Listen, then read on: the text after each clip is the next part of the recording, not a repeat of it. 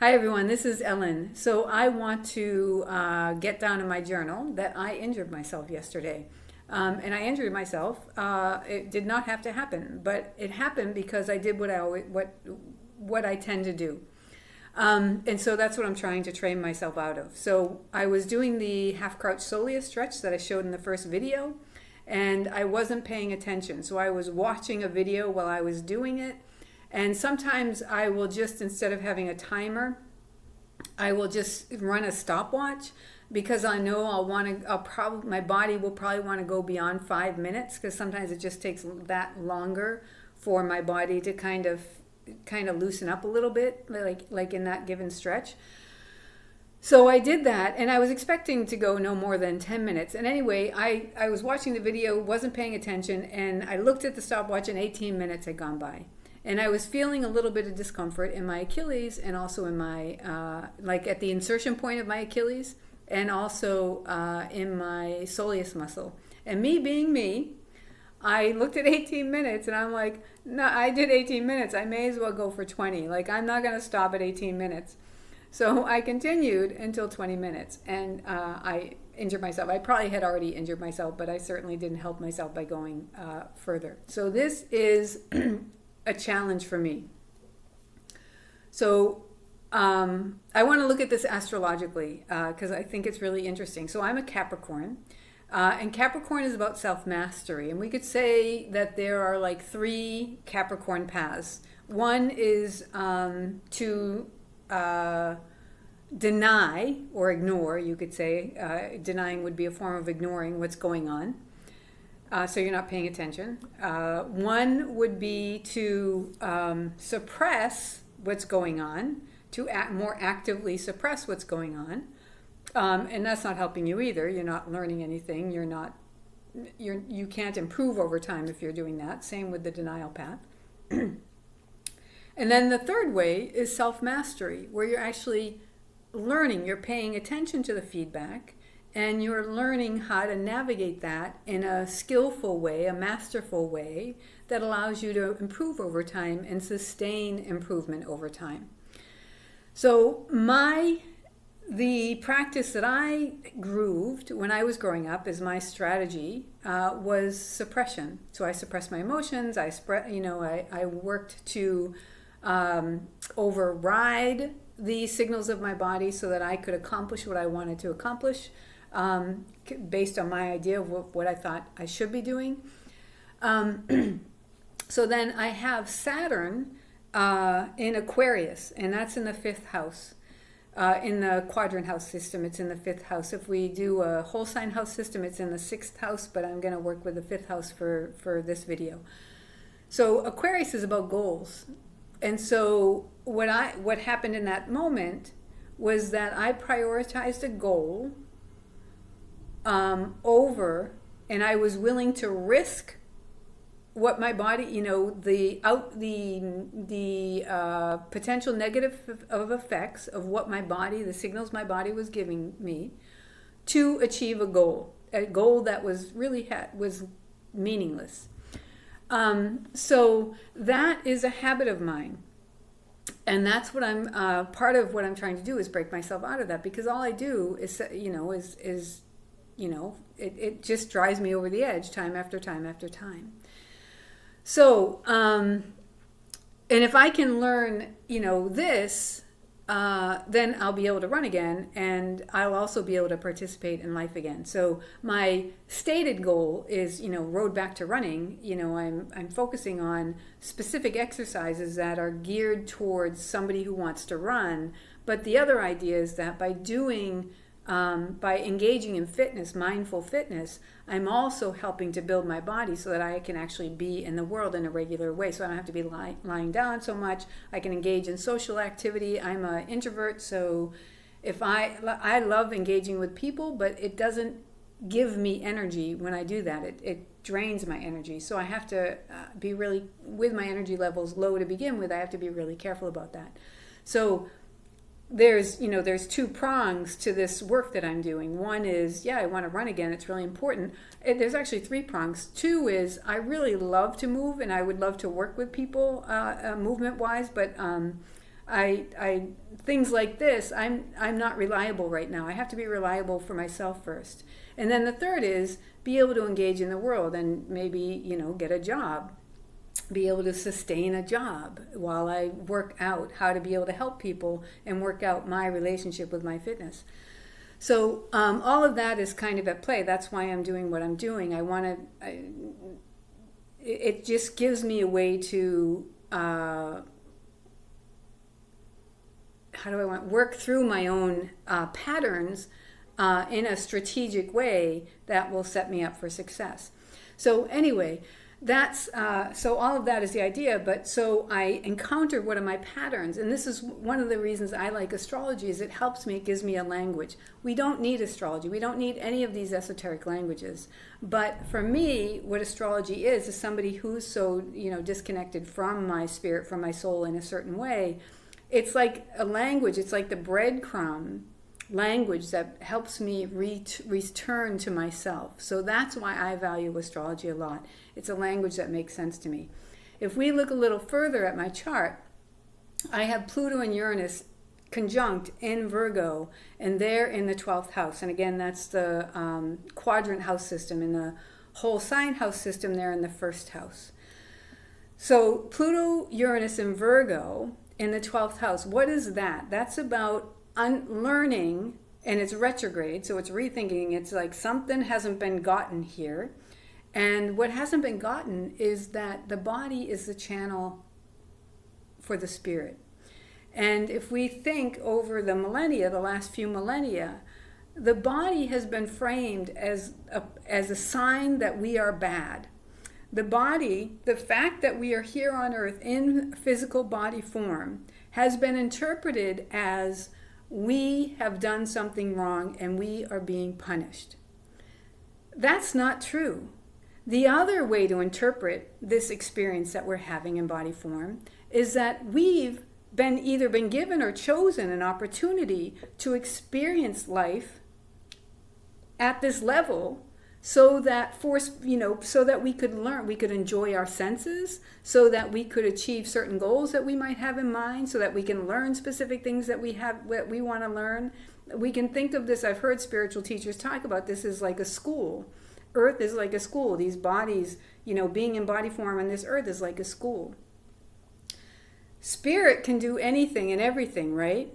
In body form, we always say, well, we can be or do anything we want. Well, sure, I guess, but we all also, not everybody has the same gifts and talents. And so we have gifts and talents, so why not enter into those and learn those and build that? To me, the gifts and talents, so Taurus is the first earth sign, and so that's our gifts and talents. So why not take that raw material of the gifts and talents that we just naturally have and learn the practices of those, Virgo, and then go out in the world and master, because kind of relate to the world, enter into the world, and develop mastery of with the skills we've developed. Does that make sense?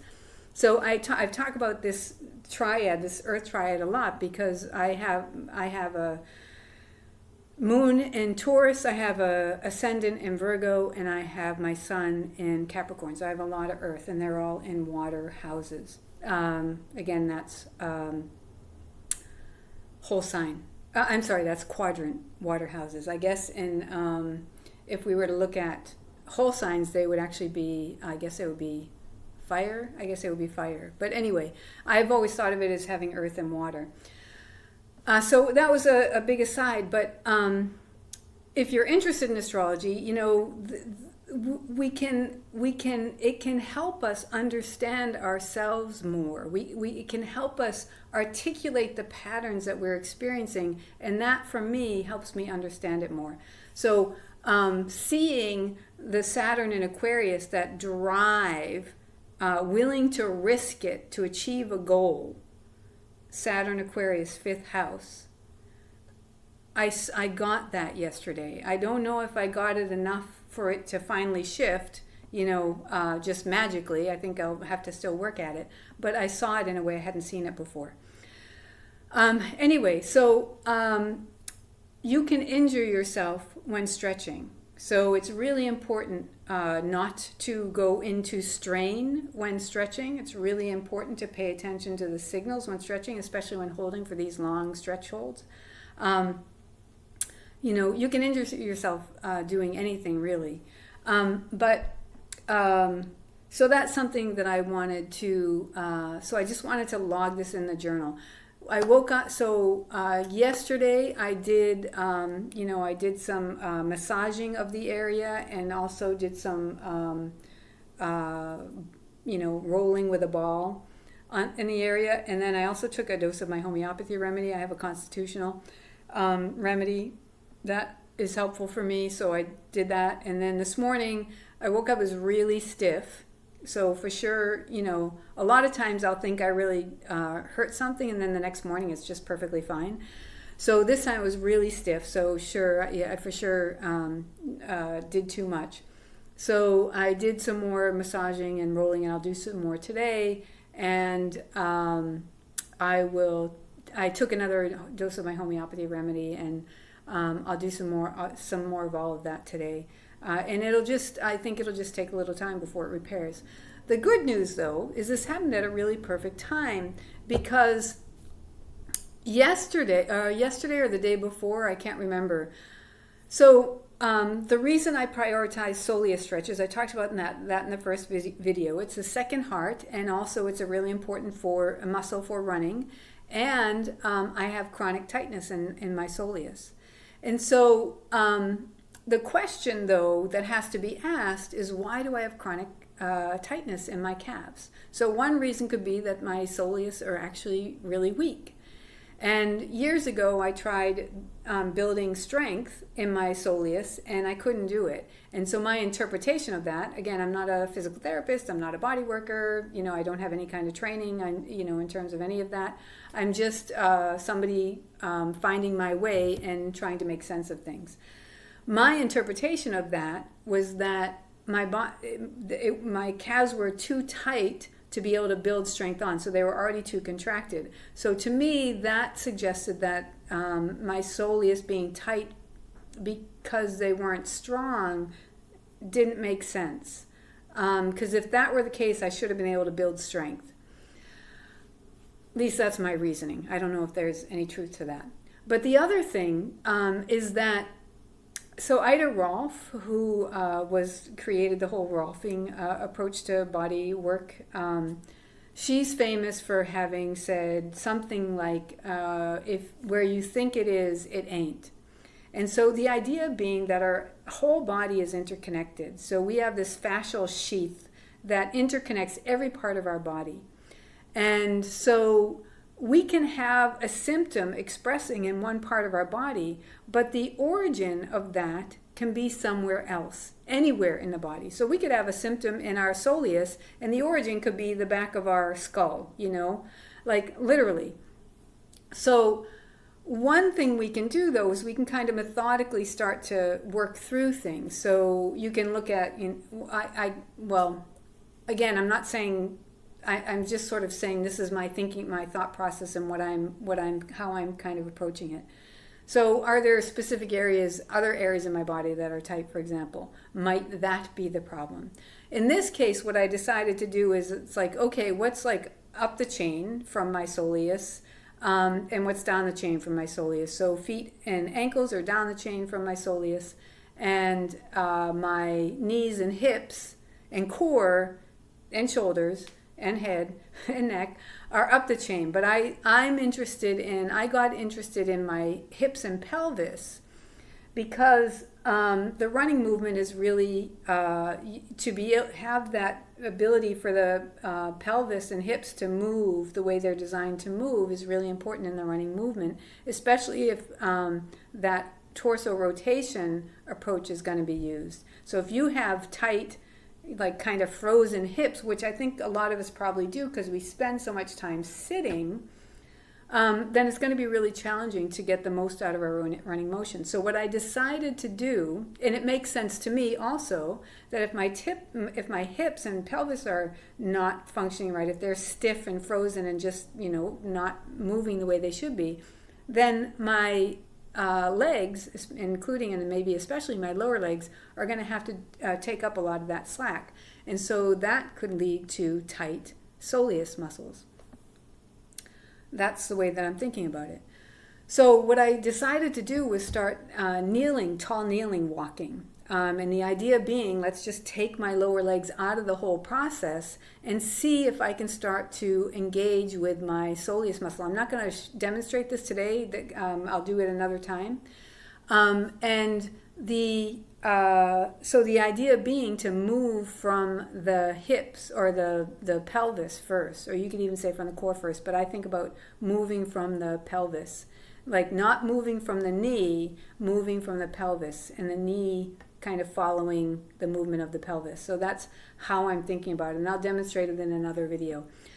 And so I was doing that, and for the first time in my life, I'm sure when I was a very young kid I felt it, but for the first time in my life that I remember, I could feel my hips actually moving. And then when I got up and did a little bit of walking just around the apartment, because you got to walk around the apartment sometimes, I could feel my hips engaging, and I had never felt that. And I even tried some crawling. So crawling is a good first kind of reset movement.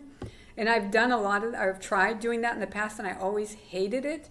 And I did some yesterday, and I realized the reason I hated it was because my joints were just stiff. My hips weren't moving in that movement. I also don't enjoy walking generally, or haven't. Like, it doesn't energize me. It's really a drain. And I realized that the reason that's true for me is because my hips are frozen. Now, here's the other thing. So if you think about the hips, they're associated. So I think the hips are associated with the pelvis. I think is associated with the second chakra, and the hips may be the first, or I might have that mixed up. But they're associated with the first two chakras. And if you think about the torso rotation, well, that's going to activate. That's going to sort of target your third chakra, and I suppose in a way your kind of your whole chakra system really. But the focusing on tall kneeling walking is really engaging or activating, perhaps, I don't know what the right language is, the first three chakras of the body. And those are chakras that energize the body. And I felt really energized after doing tall kneeling walking in a way that I never had. And I realized, my interpretation of everything, that the reason walking wasn't energizing for me, which it should be. We humans are designed to walk, and it makes sense that walking would be a recharging movement for us.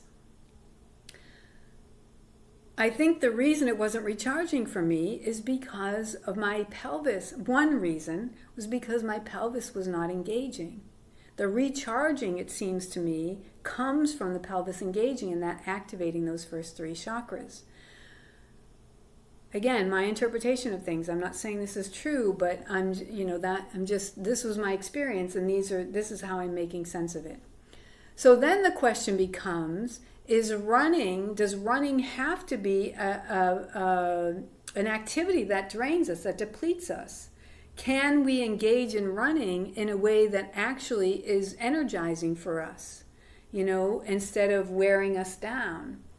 I think that's an important question. And there's somebody, I can't remember the name of the person. I can't remember. I think he's an Ayurvedic practitioner, and he was a triathlete, and he wrote a book about nasal breathing, and he said it completely transformed his running. So I think nasal breathing, my personal opinion, my personal feeling is that nasal breathing is important. Not everybody agrees with that. From the perspective of going at the pace that's true for our body and allowing our body to build up to build itself up to quicker speeds rather than driving and forcing our body to go faster because we want it to. There are different ways that we can go about this. And again, this is Capricorn, right? Are we going to force and drive ourselves, to a goal, or are we going to learn to partner with our bodies and learn its secrets to how to actually work with our body and improve our bodies. So I think that nasal breathing is one piece of the puzzle. I did some of that. It didn't really energize me, but it's not going to. I think it's not going to if I don't have the other pieces at play. So the hips and pelvis, I think, are really important. Ankles and feet are probably really important. Shoulders are probably really important. The whole thing is really important. I think the torso rotation, I'm starting to think, is also really important. And it's torso rotation. It's not torso twisting, and that's key. I didn't address that, and I'm not sure I demonstrated that actually well. I might have given a wrong impression. But I'll put a link for that torso rotation to Lawrence Lindgren's video where he talks about this, and I really recommend his channel. He's got a lot of instructional videos, like from the start with breathing, and then kind of then integrating breathing with movement and sort of this progression, and then talking about running and that sort of thing. So I really recommend his channel. I feel like I feel like I'm like drinking in nectar. Like he's finally, somebody is finally explaining running and breathing in a way that makes sense to me.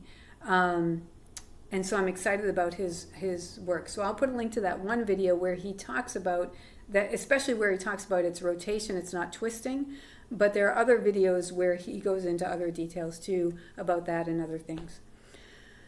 So anyway, that's my video for today.